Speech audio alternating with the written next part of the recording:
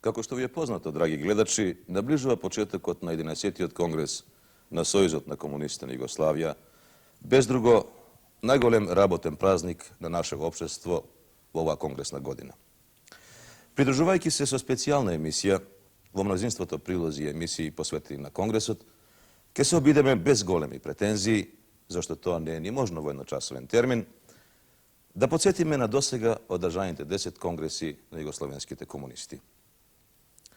Vo preset na 11. kongres, to je obit da se vratime u izminativ godini od formiranja to i razvoja na našta partija, na našta revolucija, na naše to opštestvo, od prvi od osnovački od do 10. od kongres do danas.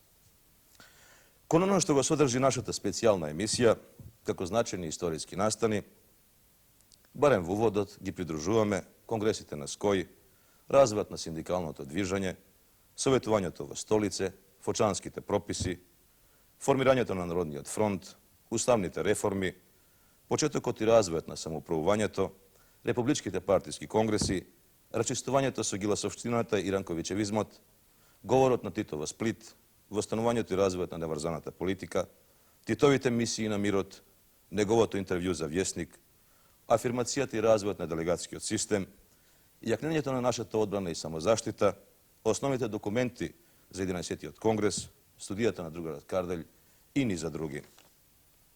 Ovoga naglasujeme i majki ja predvid sodržinata na specijalna ta emisija, a predse izradi to što predstavljamo 11. kongres, to ga podvlekova neodavno držanite republički kongres i pokrajinski konferenciji na Sojuzot na komunistite, to ga istaknuva dokumentite za kongresot, znači predstavljamo 11. kongres, se održava u momentu od koga Sojuzot na komunisti i drugih organizirani sili na naše socijalističko opštestvo postigna značajni uspesi u ostvarovanju to na suštinski te celi od segašnja te etapa na razvoj na socijalističko to samoupravno opštestvo. Na nego će gi sumirame rezultatite, kritički će ga ocenimo iskustvo to 4-godišnja ta praktika, od 4-godišnja ta intenzivna akcija i ki gi opredelimo osnovite pravci na tamošnji od socijalistički razvoj na opštestvo to. Periode u kojoj se navodjamo je vremena stabilna, politička i bezbednostna situacija vo zemljava, ostvarena su realizacijata na odlukite na 10. od kongres, ustavot i zakonot na združeniji od trud i so bogatate i plodonosna međunarodna aktivnost na drugi rod Tito, vreme na golem ugled i prestiž na Jugoslavija vo svetu. To je sušnost potvrda na cvrstato opredeljenost na ogromno to mnozinstvo na našite rabotni lugi građani za socijalistički od samoupraven sistem. Zato podsjetuvajki deka danas Sojuzot na komunista Jugoslavija broji nad 1.700.000 členovi. Evo go i prvi od, odnosno poznati od podatok, Sojuzot na komunista Jugoslavija je sozdadan na objedinitelni od kongresa u 1919. godina pod ime to Socijalistička rabotnička partija na Jugoslavija, komunisti. Na narednji od kongres u Vukovar u 1920. godina go promjeni ime to go Komunistička partija na Jugoslavija, za na 6. od kongres u 1952. godina da se imenuva Sojuz na komunistite na Jugoslavija.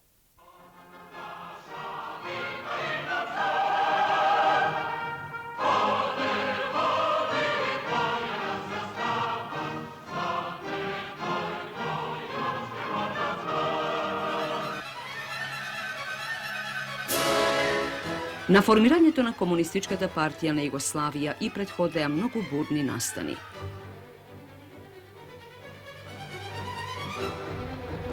Pod vlijanije na pobedata na Oktobrijskata revolucija, po prvata svetska vojna, vo zemljata be obnoveni site socijaldemokratski partiji i organizaciji. Inicijativa za jasno odreduvanje na nivnata položba i izgradba na jedinstvena partija, dade levicata, so golemo nastojuvanje na Filip Filipović. Vo svetot, v ovoj period oživuvat rabotničko i socijalističko dviženje, a vo zemljata loša ekonomska položba na rabotnite masi i siromašno to selanstvo, mnogu štrajkovi, osobeno na železničarite i rudarite, so sila zagušuvano nezadovoljstvo. Vo takvi uslovi od 20. do 24. april 1919. godina vo Belgrad je održan objedinitelni od kongres. Toj vo istorijata na Sojuzot na komunistite na Jugoslavija Влезе како собир на кој со обединувањето на работничките партии од отделните југословенски земји е основана единствената партија на работничката класа на Југославија. Овој конгрес е посебно значаен по тоа што на него се манифестираше револуционерната ориентација врз која што туку формираната партија ќе ја остане доследна низ целата своја историја. На Конгресот на обединувањето триумфираа поборниците на непомирливата класна борба над застапниците за класна соработка со буржуазијата. Таквата ориентација на овој прв партиски собир беше израз на тогашното револуционерно расположение на југословенската работничка класа. Вториот конгрес се одржа од 20 до 24 јуни 1920 година во Вуковар. Во историјата на партијата влегува како собир на кој во југословенското работничко движење конечна победа постигна револуционерната комунистичка организација. Таа победа е извојувана во непосредниот судир меѓу комунистите и реформистите околу основните документи на партијата, незината програма и статут. Беше тоа крај на привремениот компромис меѓу комунистите и реформистите што беше остварен на Обединителниот конгрес. Со усвојувањето на комунистичката програма се наметна и решението Социјалистичката работничка партија на Југославија комунисти да го промени името во Комунистичка партија на Југославија. На растежот на револуционерното движење во овој период, владеечката буржуазија одговори со обзнаната за подоцна да дојде и 6 јануарската диктатура. Комунистичката партија на Југославија ставена е во илегалност.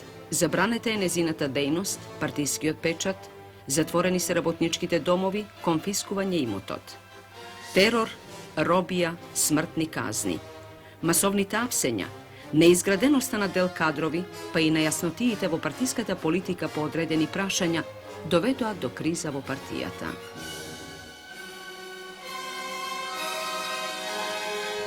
Се одржуваат трите земски конференции на Комунистичката партија на Југославија. На првите две, во Виена во 1922 година и во 1923, се покренуваат најважните општествено-политички проблеми. Победува сваќањето за потреба од илегална кадровска партија врз принципот на демократскиот централизам со јакнење на синдикалното движење. Се води остра полемика за националното прашање за на третата одржана во Белград во 1924 година да триумфираат идеите и политичките концепции на марксизмот.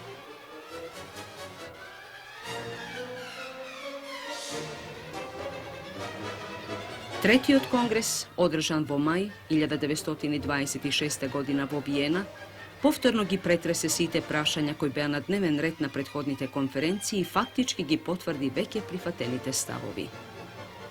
Таквата содржина на работата на Конгресот му ја наметнаа фракционерските борби во врвовите, кои во меѓувреме ја потиснаа во втор план борбата за изградба на партијата и за развивање на незината политичка активност врз веќе прифатените начела. Под притисок на делегатите од организациите и представниците на Коминтерната дојде до самокритика и помирување меѓу фракциите на зборови, а потоа беше избрано компромисно раководство. Во веќе споменатиот период на терор, масовни апсења, илегална партиска работа и тешки фракционерски борби се одржува во Загреб 1928 година 8-та месна конференција на Загребската партиска организација. На неа победија антифракцијските сили. Во моментот кога фракционерските борби во Централниот комитет, избран на третиот конгрес, ја доведоа партијата на работна расцеп. Во исто време, на оваа конференција се слушна гласот на партиските активисти, кои, осудувајќи ги фракциите, решително бараа свртување на партијата кон работните маси, разбивање на секташката затвореност и широка политичка акција. Начело на тие сили беше Јосип Брос. На четвртиот конгрес на Комунистичката партија на Југославија, одржан од 6 до 16 ноември 1928 година во Дрезден, извршена е решителна пресметка со фракциите. Но овој конгрес е познат и по тоа што ја презеде секташката политичка ориентација поставена на 6-тиот конгрес на Коминтерната, предвидувајќи скорешен почеток на револуционерниот расплет во земјата. Тоа беше политичка основа на авантуристичкиот курс кон вооружено востание, по државниот удар од 6 јануари 1929 година, врз кој партијата влезе во нерамна битка и беше разбиена. Четвртата земска конференција на партијата во декември 1934 година во Љубљана го означи крајот на процесот на организационото обновување на партијата и успешниот процес на незиното ослободување од поранешниот секташки курс. Конференцијата се ориентира и на создавање посебни комунистички партии во Хрватска и во Словенија, подоцна и во Македонија, со што се постави новата правилна политика на Комунистичката партија на Југославија по националното прашање. Следи периодот на јакнење на партијата благодарејќи на доаѓањето на незиното чело на Јосип Броз Тито. Јосип Броз Тито, кој растеше со партијата и со незините проблеми, успеа и покрај спротивставувањето на Коминтерната да формира раководство на партијата во земјата од млади и револуционерни кадри од земјата. Неговото доаѓање за генерален секретар на Комунистичката партија на Југославија беше резултат на волјата и силата на незиното членство. Тоа е еден од најзначајните и пресвртни моменти во историјата на партијата, во историјата на југословенското револуционерно движење.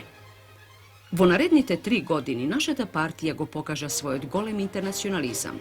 Повеќе од 1750 доброволци се бореа во интернационалните бригади на фронтовите во Шпанија, против шпанскиот и германско-италијанскиот фашизам, за слобода на шпанскиот народ.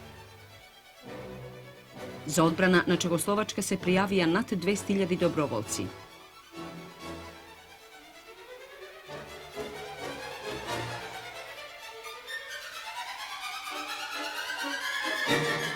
Партијата ги организира силните демонстрации што достигнаа кулминација на 27 март со решителното не против влегувањето во тројниот пакт на издајничката влада Цветковиќ-Мачек.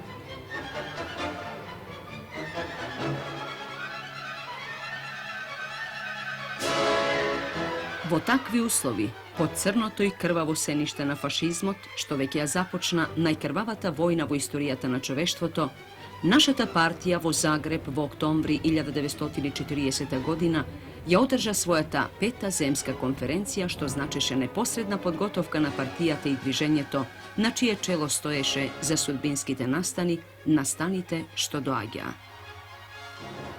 И четвртата, а особено 5-та земска конференција, според карактерот на своите ставови и решенија, имаа значење на партиски конгреси. Комунистичката партија на Југославија ги дигна со својот проглас југословенските народи и народности на вооружено востание, во борба за слобода. Најтешките 4 години во историјата на југословенските народи и народности не само што ни ја донесоа слободата, туку ги поставија цврстите темели на нова, братска и рамноправна социјалистичка Југославија. Гарантот на конечната победа на Народно-ослободителната војна и социјалистичката револуција беше водечката улога на Комунистичката партија на чело со Тито. Во оваа смисла, сите наши крваво остварени победи се обединија на второто заседание на Авној на 29 ноември 1943 година, на кое беа положени револуционерните основи на нова Југославија. Цената на слободата беше многу висока. 1.700.000 жртви, а меѓу нив 50.000 членови на партијата. Во 1945 година Комунистичката партија на Југославија броеше 146.000 членови, најсилен доказ за незиниот углед и виталност, остварени во најтешките воени услови.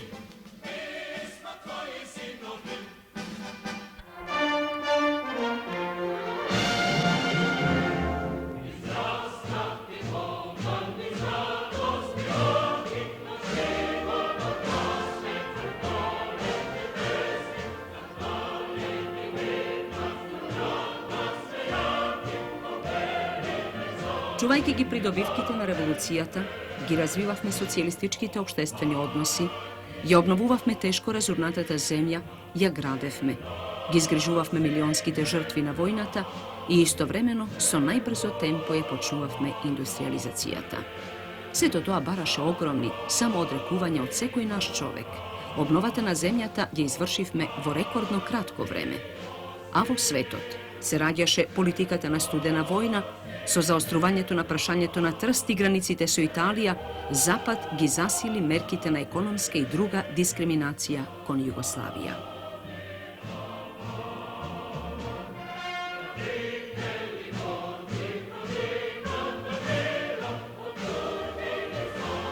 Од друга страна, во односите меѓу социјалистичките земји Сталин настојуваше да ги воспостави во практика истите оние принципи кои владееја меѓу Коминтерната и незините секции во предвоениот период.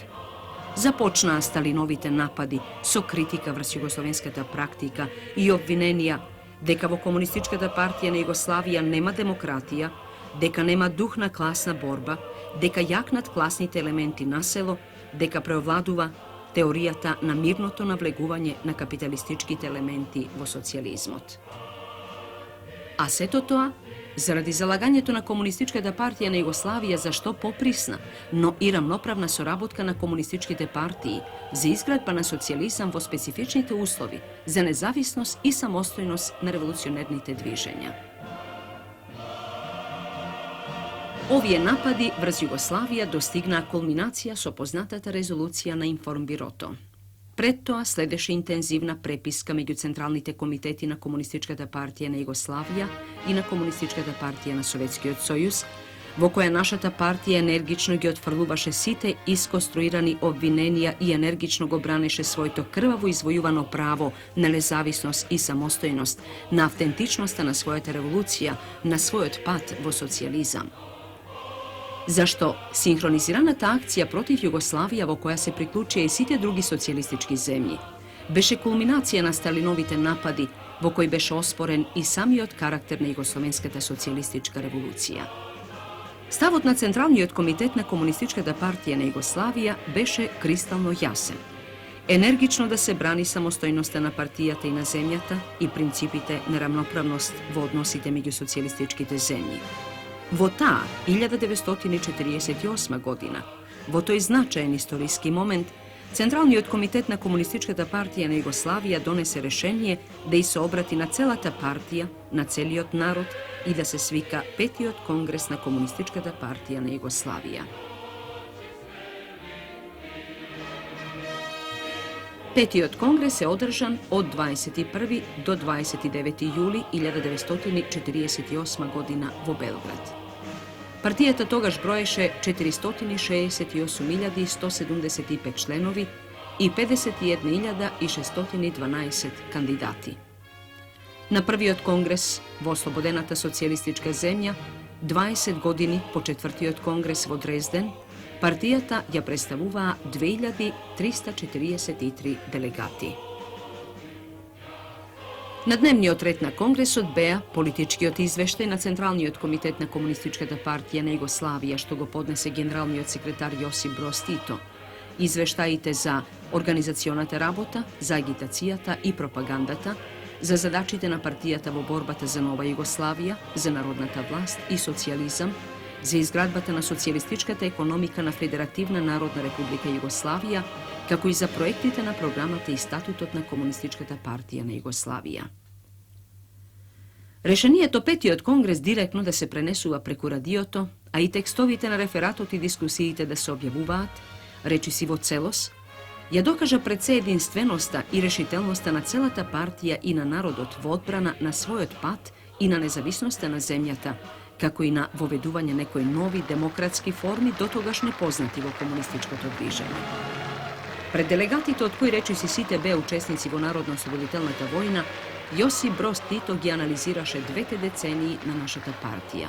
Илегалната борба, робијата, фракционерското действување, консолидацијата, подготовките и дигањето на народното востание, Народно-ослободителната војна, незиниот успешен крај и првите чекори во социјалистичката изградба. Во својот политички извештај на 200 страници, Тито цели 10 часа документирано и со аргументи, со конкретни примери, ја истакна верноста на нашата партија на принципите на марксистичко-ленинистичкото учење и пролетерската солидарност и незината судбинска одговорност пред сопствената работничка класа и народот. На таков начин, во сите денови на Конгресот, среде сите слоеви на нашите народи и народности, среде членовите на нашата партија, беа отфрлени сите напади и оспорувања на автентичноста на југословенската револуција, на жртвите, храброста и патриотизмот на југословенските комунисти и народи. И сето тоа беше во еден глас најсилно изразено спонтано на крајот на конгресот во песната «Друже Тито, ми ти се кунемо да са твога пута не скренемо». Новој конгрес, конгрес на цврстото единство, беа усвоени нова програма и статут на Комунистичката партија на Југославија, кој всушност со своите насоки значеа продолжување на развојот на една автохтона социјалистичка револуција и израз на самостојноста на Комунистичката партија на Југославија и на принципот за рамноправни односи меѓу партиите и државите и право на различни патишта во социјализмот.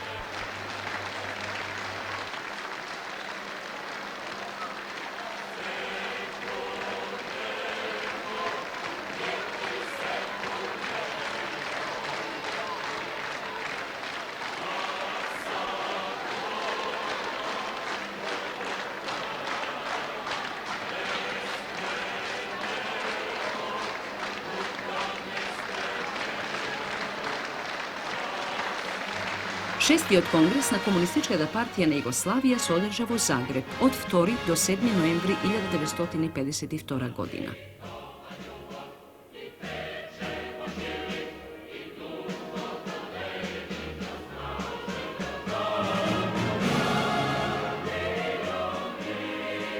Тогаш партијата броеше 780.000 членови. Ја представуваа 2022 делегата, а покрај нив на конгресот присуствуваа околу 400 гости од земјата и од странство.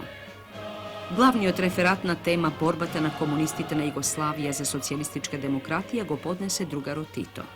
Новој конгрес Комунистичката партија на Југославија го промени своето име во Сојуз на комунисти на Југославија.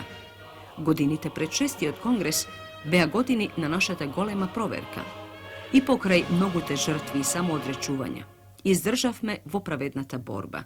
Останавме исправени, верни на традицијата на социјалистичката револуција. Не го свиткавме грбот, не заплашија, иако не плашеа со оружје на нашите граници. Светот беше вчудовиден, каков огромен притисок не ја скрши Југославија и истовремено восхитен од нашиот пример како треба да се брани правото на сопствениот пат во социјализам.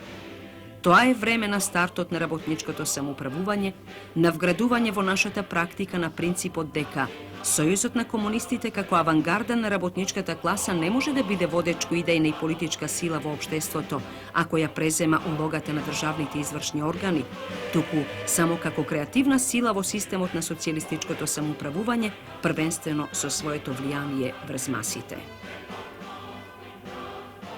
Другарот Тито во главниот реферат ги осуди империалистичките методи на решавање на меѓународните проблеми, ја поддржа борбата на колонијалните народи за национална слобода и независност, посебно ја подлече позитивната улога на Обединетите нации.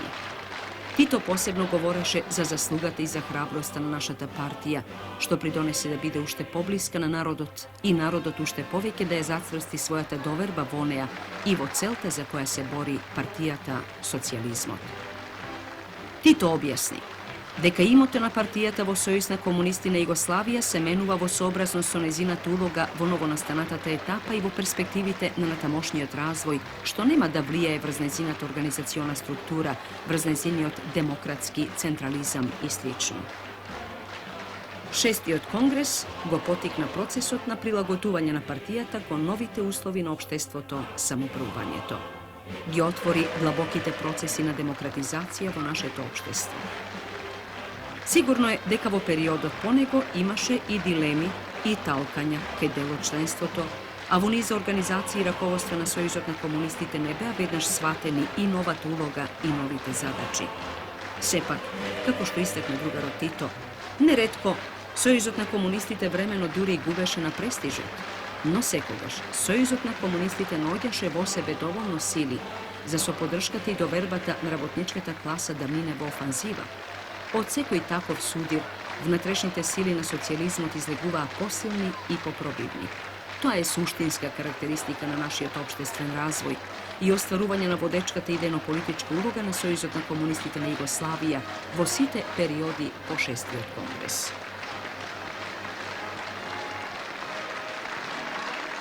Sedmi od kongres na Союзот комунистите на Југославија се одржа во Љубљана од 22. до 26. април 1958 година. 1795 делегати го представуваа Сојузот, кој тогаш броеше 755.066 членови. Главниот реферат на Конгресот, задачите на Сојузот на комунистите во врска со меѓународната ситуација и внатрешниот развој на социјалистичката изградба на Југославија, го поднесе другарот Тито. А образложение по нацрт програмата на Сојузот на комунистите даде другарот Едвард Карделј. Како гости и посматрачи на Конгресот, присуствуваа делегации на комунистички, социјалистички и работнички партии речиси од сите континенти. Во историјата на нашата партија и работничкото движење на Југославија, седмиот конгрес останува забележан пред се по тоа што на него е донесен еден од најзначајните политички документи, програмата на Сојузот на комунистите на Југославија. Меѓу двата конгреса Југославија ги издржа жестокиот притисок на земјите од социјалистичкиот лагер, економската блокада и политичките воени закани и притисоци. Нашата земја сестрдно ги прифати создадените можности за нормализација на односите со социјалистичките земји на Источна Европа. Самиот факт дека Југославија успеа да истрае на своите принципиелни позиции и да ја даде отпор на сталинистичката практика на грубо мешање во внатрешните прашања на другите социјалистички земји и партии, имаше несогледливо значење за целото комунистички и работничко движење. Тоа ќе се покаже со сета своја величина во престојните децении. Меѓу двата конгреса во земјата се појасно и во практика се потврдуваа огромните можности што ги отвораше самоуправувањето во демократизацијата на општествено-економските и политичките односи и во развивањето на творечката иницијатива на милиони работни луѓе, раководени од нивните непосредни и долгорочни интереси. Од материјалното производство и во општествените дејности, секоја организација и установа почнаа да се претвораат во самоуправни институции. Новиот уставен закон од 1953 година го прогласи самоуправувањето како темелен принцип на политичката организација на општеството. На економски план постигнавме извонредно значајни резултати. На Конгресот исто така отворено и критички се укажа и на низа негативни појави против кои треба поорганизирано да се бориме, особено појавите на локализам и едностраното залагање за парцијалните интереси. Усвоената програма, трета поред во историјата на нашата партија, иако е тоа познато да подсетиме, го содржи целосниот револуционерен поглед на проблемите на преодната епоха, на состојбата во работничкото движење и на основните прашања на изградбата на социјализмот во нашата земја. Програмата на Сојузот на комунистите на Југославија е првиот документ во историјата на револуционерното комунистичко и работничко движење, што ја содржи радикалната и сестра на марксистичка критика на сталинистичкиот догматизам, многу подоцнежни критички размислувања и процеси за оживување на марксистичката теорија во барањето со одветни патишта во борбата за социјализам врз база на искуствата од различни движења и партии во светот, беа јасно навестени и идејно содржани во програмата на Сојузот на комунистите на Југославија, која тргнува од принципиелната критика на сопственото искуство и она што беше карактеристично за меѓународното работничко движење во целина. Треба да се нагласи дека програмата е донесена во време кога догматско-етатистичките сваќања изразени во сталинистичката доктрина беа се уште неоспорени во комунистичкото движење и во време кога лагерските сваќања на социјализмот беа доминантни. Само како подсетување, програмата ја нагласува неопходноста од трајна борба против анархистичките, псевдо-либералистичките напади на социјалистичкиот карактер на општеството, како и против бирократските, догматските и централистичките тенденции за власт. Посебно голема и трајна вредност се ставовите во програмата за општествената суштина на диктатурата на пролетаријатот и социјалистичката демократија, како и на новиот концепт на општествено-економските односи, меѓунационалните односи и развојот на социјалистичката самоуправна демократија во нашата земја. Сојузот на комунистите на Југославија, се вели во програмата, е се помалку фактор на власта, а се повеќе станува фактор на формирање и развивање на социјалистичката свест на работните маси, кои непосредно учествуваат во власта, действувајќи во сообразно со своите материјални, духовни и општествени интереси. kako temeljna i principijelna kritika na socijaldemokratski revizionizam i etatistički dogmatizam, novata programa na Sojuzotna komunistitena Jugoslavija predizvika ostra reakcija na onije na koji to ne im odgovaraše. Vreme to vositetija nastani i nastojuvanja protiv programata, vo suština protiv našite principijelni pogledi, ni dade nam za pravo.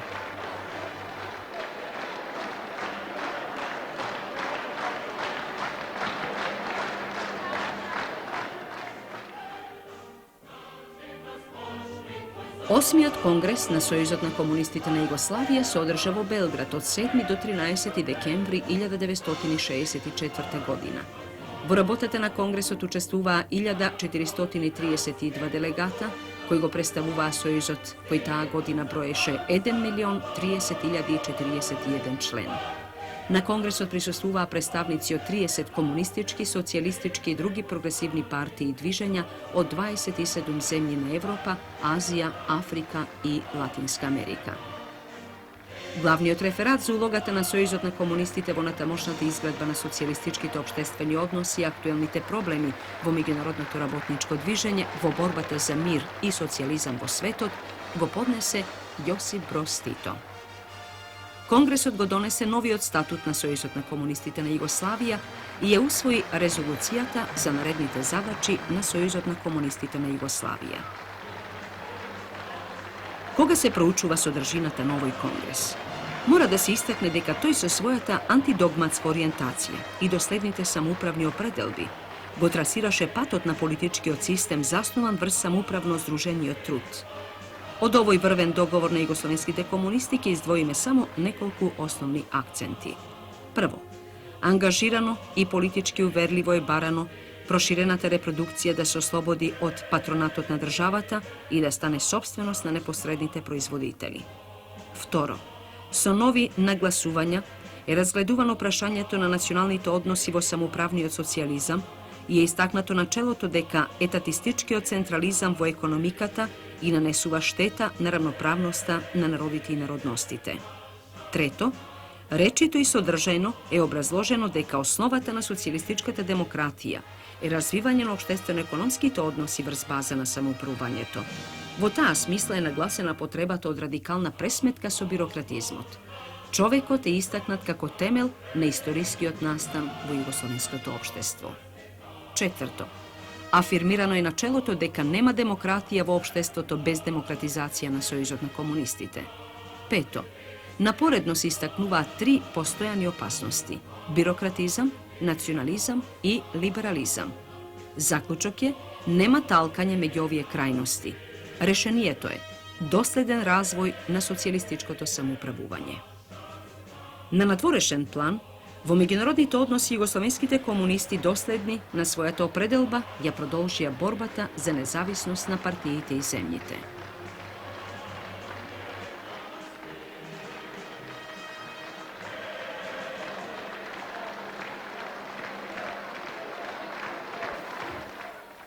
На 9-тиот конгрес на Сојузот на комунистите на Југославија му претходеа крупни настани. Стопанската реформа во 1965 година, четвртиот пленум, студентските пребирања во 1968 година и вооружената интервенција во Чекословачка. Овој конгрес може да се рече беше под знакот на радикална трансформација на наследениот и доста долго одржуваниот државно-централистички систем на Југославија. Познато е дека во овој период, во целосен замав, е процесот на преведување на стопанството од централистичко-етатистички систем во систем на се послободно дејствување на пазарот во земјата и се послободно поврзување со светското стопанство. Тоа е време на целосен замав на демократизацијата на политичкиот живот, што особено се интензивираше по 1966 година по четвртиот пленум. Треба да се нагласи дека тој процес на демократизација веќе изрази и разновидни идејно-политички ориентации, почна да формира спротивставување на општествено-политичките сили и развивање борба за различни ориентации во општествениот развој на Југославија. Деветиот конгрес на Сојузот на комунистите на Југославија се одржа во Белград од 11 до 15 март 1969 година. Во неговата работа учествуваа 1278 делегати, што ги представуваа 1.146.000 членови на Сојузот на комунистите на Југославија. Главниот реферат на Конгресот, актуелните внатрешни меѓународни проблеми и улогата на Сојузот на комунистите на Југославија во социјалистичкиот систем на самоуправувањето го поднесе другарот Тито. Првата свечена седница и беше посветена на 50 годишнината од револуционерната борба и развојот на Комунистичката партија на Југославија, односно Сојузот на комунистите на Југославија. Председателот Тито во присуство на делегатите и на гостите, представници од 65 комунистички, работнички и други партии и движења во светот, поднесе реферат и за 50-те години на револуционерната борба на Сојузот на комунистите на Југославија. Конгресот го усвои новиот статут и трите резолуции. Сојузот на комунистите во борбата за рамноправна меѓународна соработка за мир и социјализам, социјалистичкиот развој на Југославија врз основите на самоуправувањето и задачите на Сојузот на комунистите и идејно-политичките основи на натамошниот развој на Сојузот на комунистите на Југославија. Во својот главен реферат, другарот Тито даде позитивна оцена на остварувањето на стопанската реформа и даде категорична негативна оценка на етатизмот. Истовремено Тито предупреди дека треба цврсто да се држи и фронтот на борбата против либерализмот и оние кои се залагаат за враќање на повеќе партискиот систем. Политиката на Сојузот на комунистите на Југославија во меѓунационалните односи Тито ја образложи со следниве зборови. Развојот на социјалистичките општествени односи треба да биде наша основна преокупација.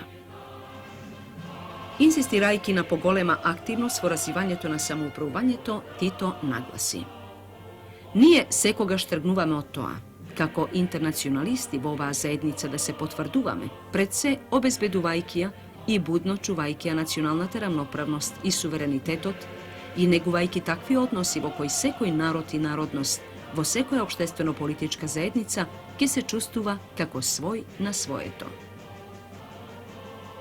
Ние, нашата политика, ја засновувавме и ја засновуваме на принципијалното становиште дека во нашата земја не може да има водечки нации, ниту превласт на големите и посилните над помалите и послабите. Вистинското единство и стабилност на нашата заедница зависат од слободата, творештвото и иницијативата на производителите, од целосната рамноправност на секој народ и народност, од нивниот слободен развој и рамноправно учество во решавањето и реализирањето на заедничката политика. Така, со целокупната своја содржина, 9-тиот конгрес протече во знакот на афирмација на националниот фактор во општествениот развој. На 10-тиот врвен договор на југословенските комунисти му претходеше период на идејно политичко разграничување во Сојузот на комунистите на Југославија меѓу силите кои во борбата за развој на социјалистичкото самоуправување се стремеа кон негов интегрален развој, како единствен систем на општествено-политичките и економските односи, и оние сили кои на ова му се спротивставуваа.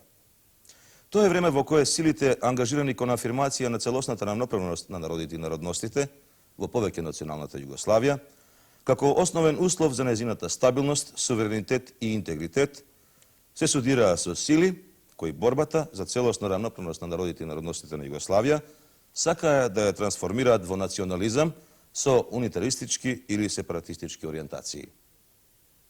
Тоа е период во кој силите ангажирани во јакнењето на водечката идејна политичка улога на Сојузот на комунистите на Југославија, во сообразност со потребите на развојот на социјалистичкото самоуправување, се судираа со силите кои настојуваа Сојузот на комунистите во политичкиот живот на земјата да го потиснат на спореден колосек.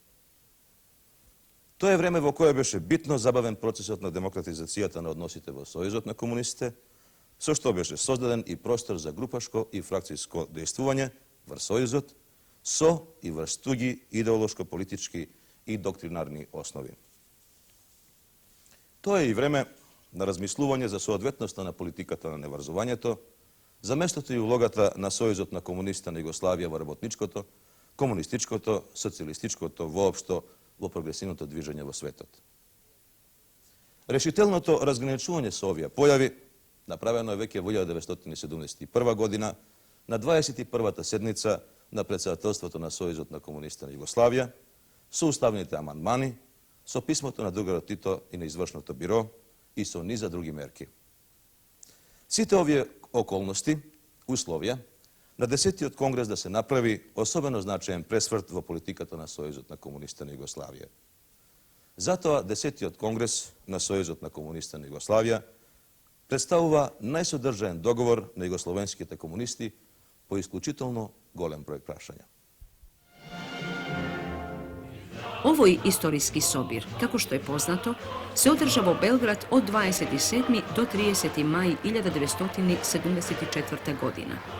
Na kongres od pokraj 1666 delegati prisustuva i predstavnici na 96 komunistički rabotnički partiji progresivnih dviženja od cite kontinenti. Председателот на Сојузот на комунистите на Југославија Јосип Broz Tito го поднесе главниот реферат на тема борбата за натамошен развој на социјалистичкото самоуправување во нашата земја и улогата на Сојузот на комунистите на Југославија. Конгресот, кој работеше и во 5 комисии, усвои резолуција и статут на Сојузот на комунистите на Југославија.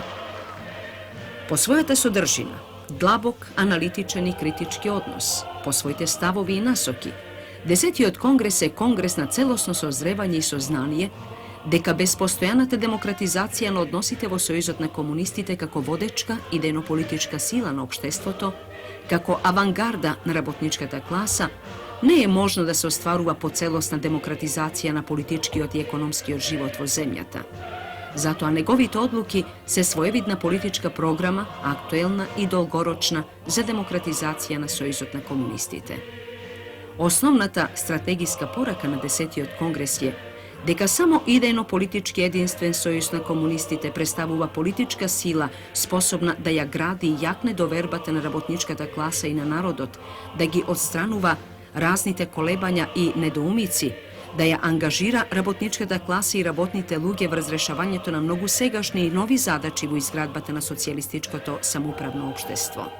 Демократското согласување на објективно разновидните интереси, со учество на сите субјекти, со стрикно почитување на правата и интересите на секој поединец, бара свест и способност на Сојузот на комунистите да остварува широк диалог за прашањето на политичкиот и економско самоуправниот систем, да нуди конкретни решенија и рамноправно за нив да расправа со сите социјалистички и самоуправно ориентирани сили.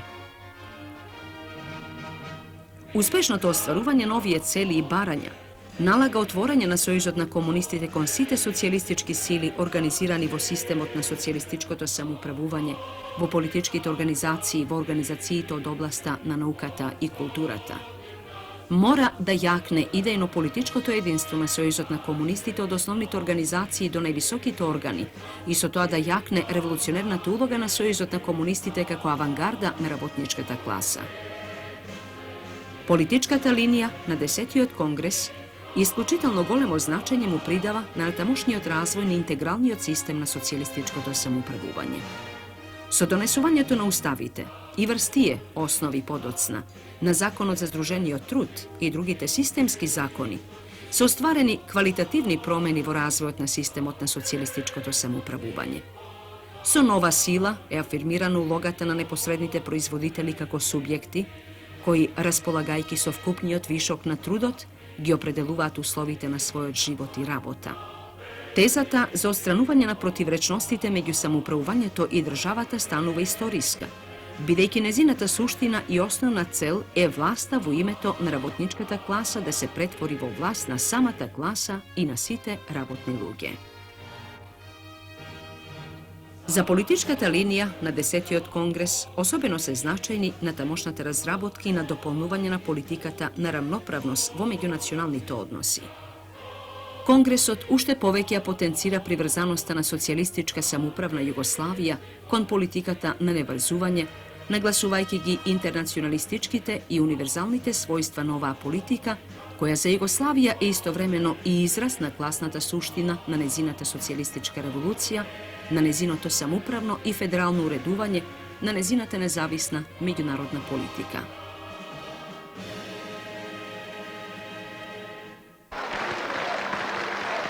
Заклучок на 10. конгрес е дека Сојузот на комунистите на Југославија и во иднина Dosledno ќе развива соработката со комунистичките и работничките партии, со сите други прогресивни ослободителни движења, со силите што се борат за мир, рамноправност и општен напредок, како израз на настојувањата тие односи и натаму да се продлабочуваат, да се остваруваат нови видови соработка, кои поуспешно ќе го поттикнуваат меѓусебното разбирање и соработка. Посебно треба да се истакне дека 10-тиот конгрес, тргнувајќи од предлогот на членството на организациите и на раководствата од сите републики и покрајини, го избра другарот Тито за претседател на Сојузот на комунистите на Југославија без ограничување на трајање на мандатот.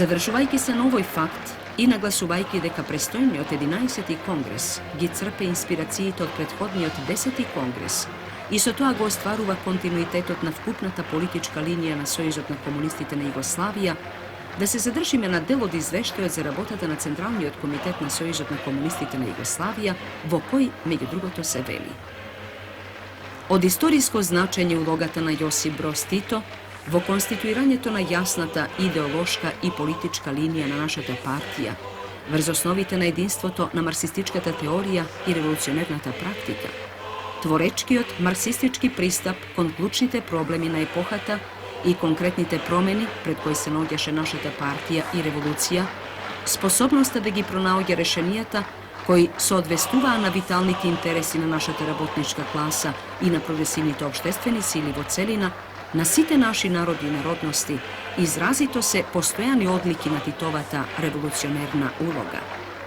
Големите резултати кои работничката класа и сите прогресивни општествени сили ги постигнаа во социјалистичкиот развиток по нашата земја, незиниот углед и значење во светските рамки, неделливи се од фактот дека начело на нашата револуција е личност од светско историско значење, каква што е личноста на Јосип Броз Тито.